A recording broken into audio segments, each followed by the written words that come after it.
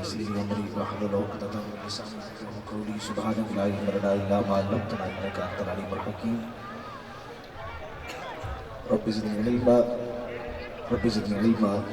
رب زدني علما اللهم افتح علينا حكمتك وانشر علينا رحمتك يا ذا الجلال والإكرام. قال الله تبارك وتعالى في الكلام المجيد والفرقان الحميد فأعوذ بالله من الشيطان الرجيم بسم الله الرحمن الرحيم إنك لعلى خلق عظيم صدق الله العظيم. مولاي صل وسلم دائما أبدا على حبيبك خير الخلق كلهم منزه عن شريك في محاسنه فجوهر الحسن فيه غير منكسم. يا ربي بالمصطفى بلغ مقاصدنا واغفر لنا واغفر لنا واغفر لنا ما مضى يا واسع الكرم. رب صل وسلم دائما ابدا على حبيبك خير الخلق كلهم. صلاة والسلام عليك يا سيدي يا رسول الله وعلى آلك واصحابك يا سيدي يا حبيب الله. صلاة والسلام عليك يا نبي الله وعلى آلك واصحابك يا نور اللہ. لائق صدر کریم اعزاز محتشم پیارے عزیز بھائیوں اور بزرگوں، السلام علیکم ورحمۃ اللہ وبرکاتہ. اللہ کی توفیق سے آج ہم سب اس حسین بابرکت اور بامقصد محفل پاک میں حاضر ہیں. دعائے خالق کائنات وسط کا حضور صاحب الاولاد ہمارا آنا مل بیٹھنا اپنے دربار میں شرف قبولیت عطا فرمائے. بالخصوص پیکر اخلاص و محبت پیر طریقت رہبر شریعت حضرت علامہ مولانا پیر سید انوار حسین شاہ صاحب حفظہ اللہ تعالی اور ان کی جملہ رفقا بانیان محفل شرکائے محفل، اللہ تعالی تمام احباب کی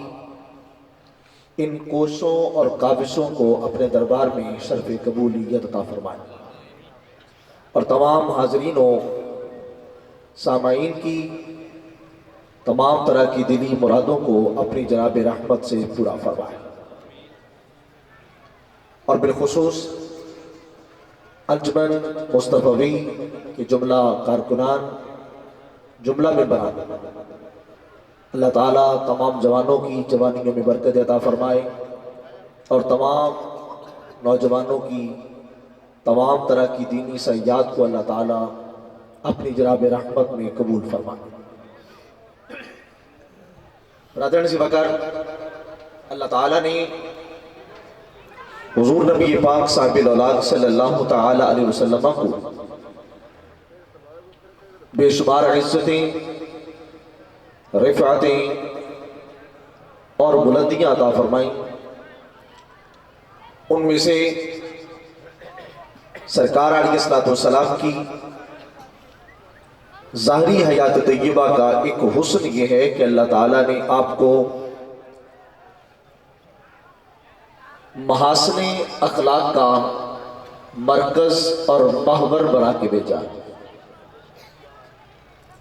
اللہ تعالیٰ نے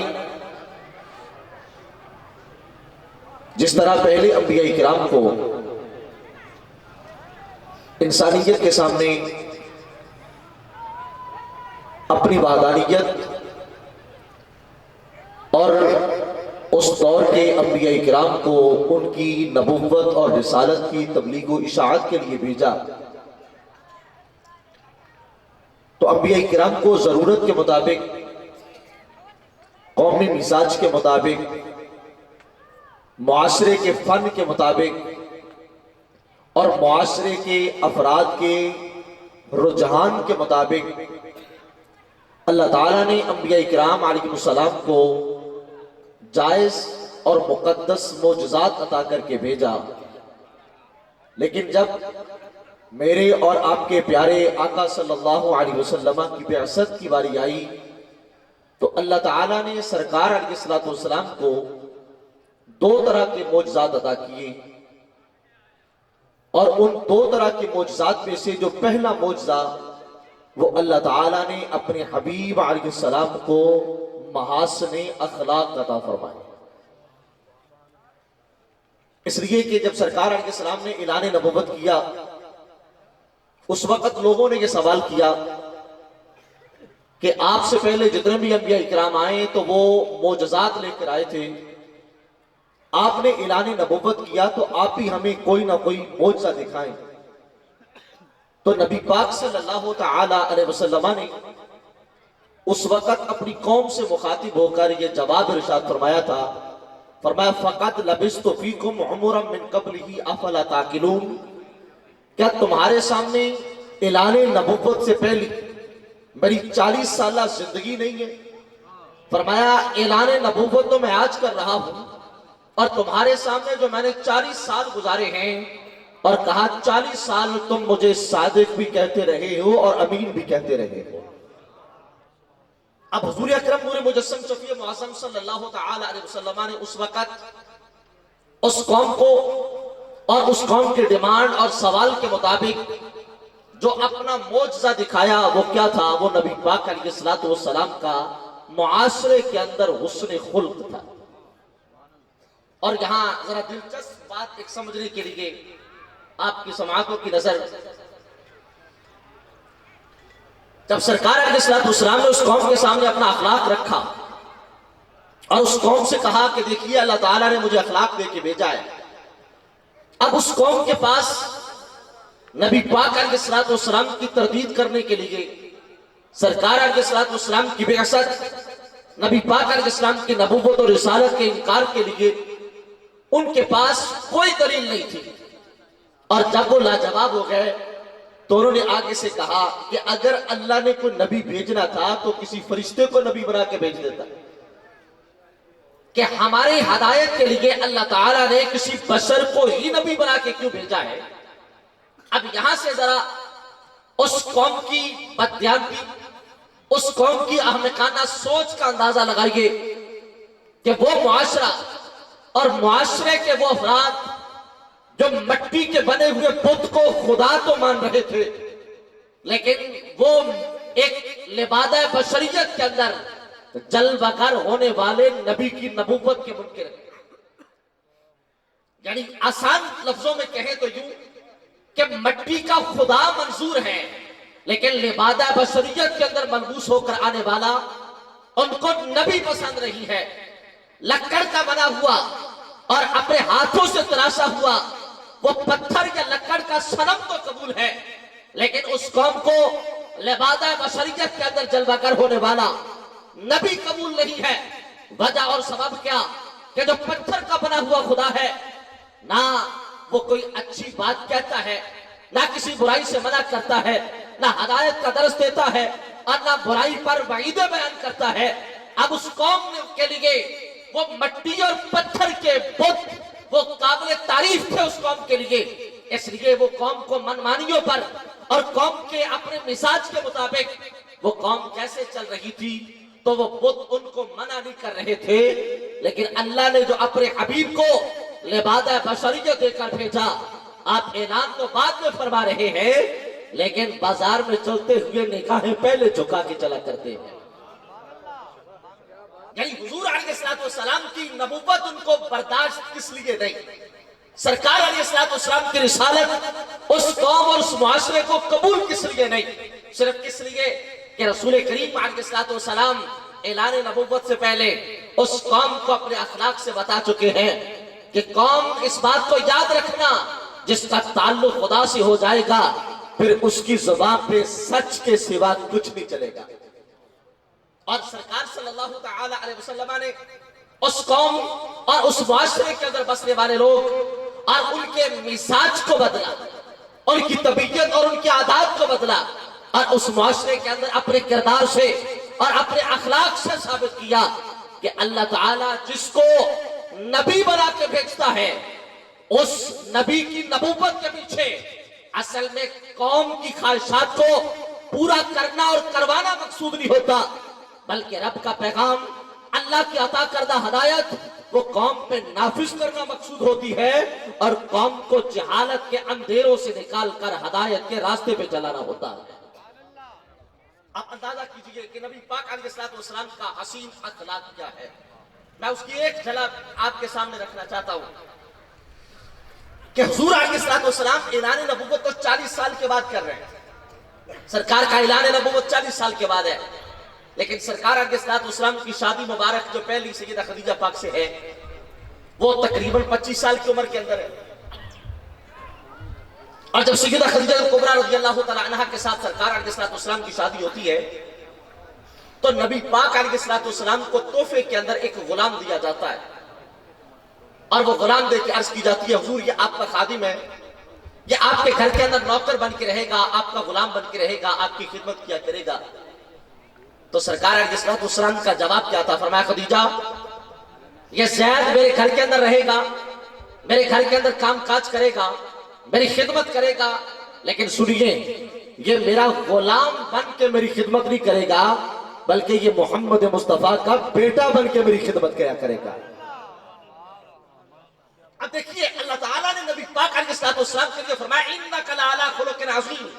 کہ ہم نے آپ کو خلق عظیم پر فائز کر دیا، آپ کو ہم نے محاسن اخلاق عطا کیے، اور محاسن اخلاق کب عطا کیے یہ مت سمجھنا کہ حضور علیہ السلام کو محاسن اخلاق نبوت کے بعد دیے گئے۔ سرکار کو محاسن اخلاق نبوت اور رسالت کے بعد نہیں بلکہ وہ تو اعلان نبوت تھا۔ جب اللہ کے نبی آنکھ کھولتے ہیں تو اللہ تعالیٰ کے حبیب علیہ السلام تو اس وقت بھی محاسن اخلاق کے ایک عروج میں نظر آتے ہیں، اس لیے کہ سرکار علیہ السلام پیدا ہو تو وہ معاشرہ بتوں کے سامنے سر بسجود ہے، لیکن محمد مصطفیٰ پیدا ہوتے ہوئے ہی دربار خدا کے اندر سجدہ ریز ہو رہے ہیں۔ اور محاسن اخلاق کی انتہا کیا ہے کہ ابھی پیدائش کا وقت ہے، سر سجدے میں ہے، اور خدا سے مانگا کیا جاتا ہے رب ہب لی امتی، رب سے مانگا جاتا ہے رب ہب لی امتی۔ نبی پاک علیہ السلام کے محاسن اخلاق کی جھلک آپ نے فرمایا کہ یہ میرے گھر کا خادم ہے، یہ میرے گھر کے کام کاج کیا کرے گا، میری خدمت کیا کرے گا، لیکن غلام بن کے نہیں، محمد مصطفیٰ کا بیٹا بن کے خدمت کرے گا۔ یار اس معاشرے کے اندر اگر اخلاق کی کمی تھی تو سب سے زیادہ اخلاق کی کمی اس معاشرے کے اندر اپنے غلاموں کے ساتھ تھی، اس لیے کہ وہ معاشرہ اخلاقوں کے ان غلاموں کے اوپر ایسی بد اخلاقیات کا اظہار کرتا تھا، اور ان غلاموں کے ساتھ وہ ایسا سخت رویہ اختیار کرتا تھا، اور ان غلاموں کے اوپر وہ ظلم اور بربریت کی ایسی داستانیں رقم کرتا تھا کہ آج کے دور کے اندر اگر اس کو بیان کیا جائے تو انسانیت شاید اپنی شرمساری کے اندر ڈوب کے مر جائے، لیکن وہ معاشرہ ان انسانوں کے اوپر ظلم اور بربریت کو اپنی عادت اور اپنے لیے فخر کا باعث سمجھتا تھا، مگر محمد مصطفیٰ صلی اللہ علیہ وسلم نے اس معاشرے کے اندر جلوہ گر ہو کر نبی پاک علیہ السلام نے عرب کے اس معاشرے کے اندر بحثت فرما کر اور انسانیت کو عزت اور وقار دے کر بتا دیا کہ زمانے والوں انسانیت کی قدر اور انسانیت کا احترام اور انسانیت کے حقوق کو بحال کرنا یہ انسانیت کی ذلت نہیں، اس کے ذریعے سے رب انسانیت کو عزت عطا فرما دیتا ہے۔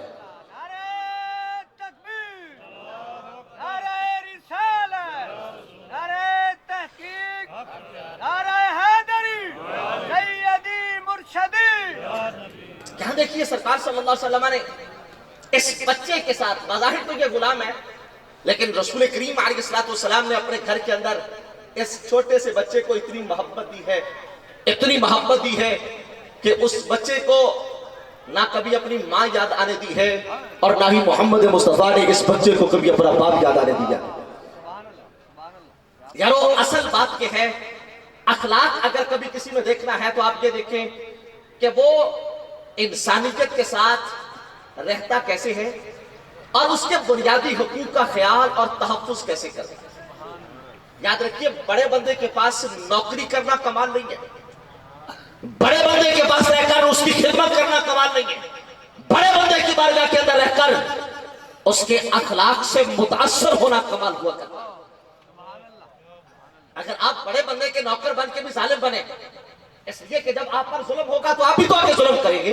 آپ آگے بربریت کرتے ہیں، مطلب کہ آپ خود بربریت کا نتیجہ بن کے آپ پر بربریت کی داستانیں رقم کی جاتی ہیں تو آپ آگے ظلم اور بربریت کرتے ہیں۔ لیکن یہاں دیکھنا میرے آقا کریم علیہ السلام کی تربیت اور نبی پاک علیہ السلام کا حضرت زید کے ساتھ محبت کرنا کتنا حسین تھا کہ اگر سامنے چچا، بھائی اور باپ کھڑا ہے اور وہ کہتے ہیں آ زید ہم تجھے لینے کے لیے آئے، تو حضرت زید آگے سے جواب کیا دیتے ہیں؟ کہا میں کسی بھی قیمت پر دامن مصطفیٰ نہیں چھوڑ سکتا۔ یارو دیکھیے یہ بات میں آج سمجھانا چاہتا ہوں کہ ہمارے معاشرے کے اندر ہماری اولاد، ہمارے بچے جو ہمارے گھر کے اندر پیدا ہوتے ہیں اور جن کی تعلیم ان کی